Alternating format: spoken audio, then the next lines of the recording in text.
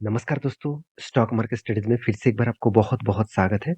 तो आज के दिन क्वार्टर 1 का रिज़ल्ट आने वाला था और वो भी आईडीबीआई बैंक का। तो आईडीबीआई बैंक का रिज़ल्ट आ चुके हैं और रिज़ल्ट कुछ अलग दिखा, मतलब कुछ अच्छा खासा रिज़ल्ट दिखा। तो वो सब कुछ मैं आपके साथ शेयर करूँगा, तो इस वीडियो को पूरा लास्ट तक देखिएगा। तो सबसे पहले देखिए जो रिज़ल्ट है वो करोड़ों में है। मैं आपको यहाँ पे दिखा भी दे रहा हूँ। यहाँ पे देखिए फिगर आउट क्या है, करोड़ों में है।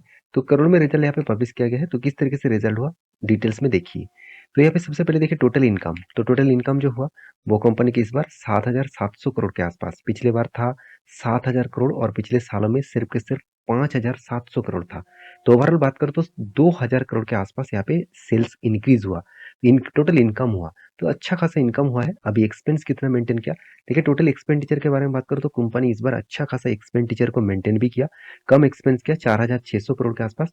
और पिछले बार था 4,500 करोड़, पिछले साल में था 3,700 करोड़। तो ओवरऑल बात करूँ तो कंपनी का जो एक्सपेंस है वो भी कम, कंपनी ने कम किया। तो टैक्सेशन पेमेंट करने के बाद कंपनी के हाथ में जो प्रॉफिट आया, और प्रॉफिट देखेंगे तो कंपनी का नेट प्रॉफिट, तो net profit for the period आप देखेंगे तो करीबन 1,200 करोड़ के आसपास प्रॉफिट किया। अगर आप यही प्रॉफिट बिफोर टैक्सेस भी देख सकते हैं, तो मैं जरूर कहूँगा आप नेट प्रॉफिट आफ्टर टैक्सेस देखिए, तभी आपको सब कुछ जानकारी मिलेगा। तो टोटल जो प्रॉफिट है 1,200 करोड़ के, 1,225 करोड़ के आसपास। पिछले बार था 1,130 करोड़ के आसपास और पिछले सालों में था 756 करोड़ के आसपास। ओवरऑल बात करूँ तो डबल के आसपास कंपनी का प्रॉफिट देखने को मिला ईयर ऑफ ईयर बेसिस में, और क्वार्टर क्वार्टर बेसिस में भी कंपनी का प्रॉफिट ज्यादा हुआ। तो कंपनी का जो प्रॉफिट हुआ वो जो जो फिगर आउट है वो, इसका मतलब ईयर ऑफ ईयर में कंपनी ने एस्टीमेट को बीट किया, और क्वार्टर ऑफ क्वार्टर में भी कंपनी का जो एस्टीमेट है वो बीट किया।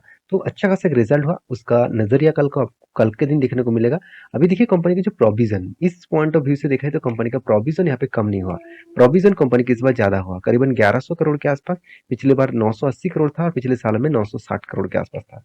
तो प्रोविजन ज्यादा हुआ, इसका मतलब एनपीए भी चेंजिंग कम हुआ। तो एनपीए कितना चेंज हुआ वो देखना जरूरी है। देखिए नेट एनपीए के बारे में बात करूं तो कंपनी के इस बार एनपीए धमाका जैसा देखने को मिला, 0.44 के आसपास है। पिछले बार 0.92 था, पिछले साल में 1.26 था। तो ओवरऑल बात करूं तो 3 गुना एनपीए को कम किया। जितना एनपीए कम होगा उतना ही बैंकिंग के लिए फायदा होगा। तो ऑब्वियसली मेरे हिसाब से बेस्ट रिजल्ट यहाँ पे देखने को मिला। और एक पॉइंट आपको जरूर देखना चाहिए वो है रिटेल बैंकिंग।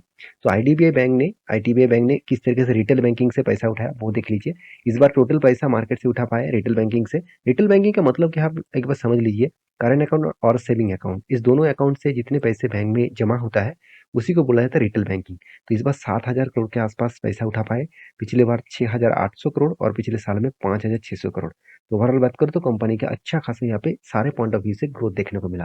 तो ये था रिजल्ट के एक अपडेट्स। तो वीडियो अच्छा लगे तो प्लीज लाइक करना, और इन डेप्थ वीडियोस चाहते हैं तो मुझे जरूर कमेंट्स करिए। Thank you.